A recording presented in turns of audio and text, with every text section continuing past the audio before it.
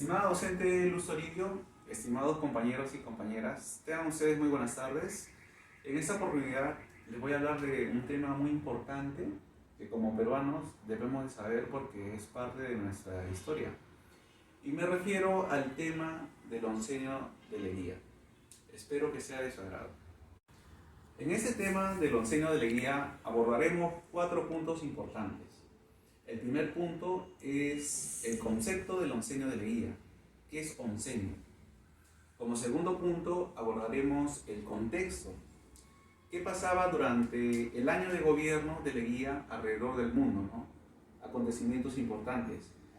Tercer punto, tenemos las características importantes del gobierno de Leguía, las características económicas, las características sociales, las características políticas. Como cuarto punto, tenemos las causas de la crisis del gobierno de Leguía. Tenemos ahí las causas externas, las causas internas. Número 1, concepto. ¿Qué se entiende por el oncenio de Leguía? Oncenio significa 11 años, y es que Leguía gobernó desde el año 1919 a 1930. El oncenio de Leguía fue una dictadura civil cuyo objetivo era modernizar al Perú. Quería modernizar al Perú la industria, la banca, quería que Perú sea parte del capitalismo de ese entonces. Era de carácter populista y estaba vinculado con el capitalismo de los Estados Unidos. Número 2, contexto. ¿Qué pasaba antes y después del gobierno de Augusto B. Leguía? Por ejemplo, antes del gobierno se produjo la Primera Guerra Mundial. Perú estaba gobernado por la República Aristocrática, por la oligarquía, y es que eran 40 familias más ricas del Perú, y los presidentes solamente se asignaban dentro de estas 40 familias. La producción principal de trabajo de esta oligarquía, de estas 40 familias, era la producción del azúcar. ¿Y qué pasó después del gobierno de Augusto B. Leguía durante el contexto? Apareció el tercer militarismo, fue la reaparición del gobierno militares, ¿no? Punto número 3, voy a hablar sobre las características. Las características económicas. ¿Cuál era el objetivo?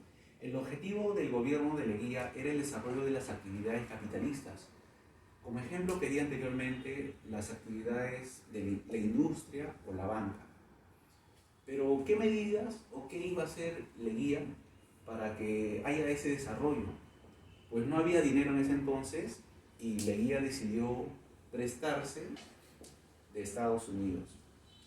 Entonces Leguía se prestó 5.000, 15.000 hasta 25.000 millones de dólares. Y él se prestó en poco tiempo nada más. Entonces, ¿qué pasó ahí? Ahí Estados Unidos dudó un poco. Se preguntó, ¿tan rápido Perú está pidiendo préstamos? Y con esa duda que tuvo, Estados Unidos mandó a un economista llamado William Cumberland. Este economista fue a Perú e hizo una revisión de las inversiones, ¿no? La parte económica del Perú.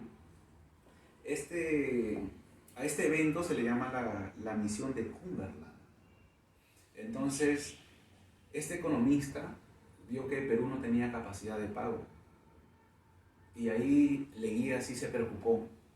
Leguía dijo, ¿cómo podría hacer él para tener esos préstamos? Y Estados Unidos le dijo, te voy a prestar, pero necesito algunos requisitos que cumplas. ¿Y cuáles eran esos requisitos? Esos requisitos eran, por ejemplo, de la aduana del Perú, que Estados Unidos lo controle en la aduana del Perú. Así como otro requisito fue la creación del BCR, ya que Estados Unidos tenía su Banco Federal de los Estados Unidos, pues le dijo a Leguía de que Perú también tenga un banco nacional, ¿no? Es por eso que en el gobierno de Leguía se crea el Banco Central de Reserva del Perú. Pero ahí no acaba todo. Hasta el momento podemos ver que todo es entreguismo. Es decir, Leguía le está dando todo a Estados Unidos. La aduana le está dando en realidad el BCR. ¿Por qué? Porque Estados Unidos le dijo que quien tiene que dirigir el BCR es el economista William Humberman. Características sociales.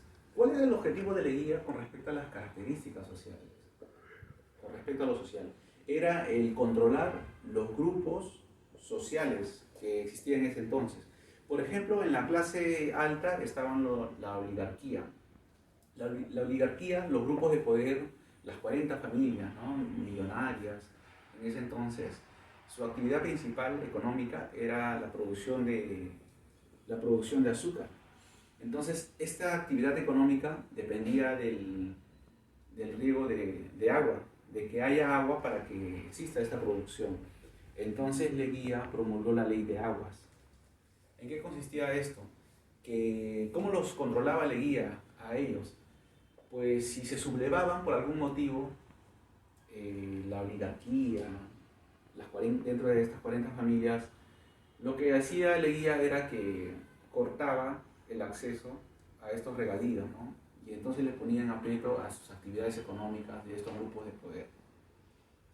¿Qué hacía con la burguesía? La burguesía eran los capitalistas, ¿no? ¿Qué hacía con ellos? Con ellos Leguía apoyó las inversiones, ¿ya?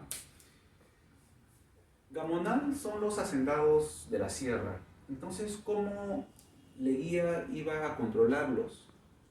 Pues como estaban en la sierra no habían vías, no habían carreteras. ¿Qué hizo? Construyó carreteras para que su gente, ¿no?, el gobierno vaya y vea lo que ellos están haciendo, si es que hay sublevación o no.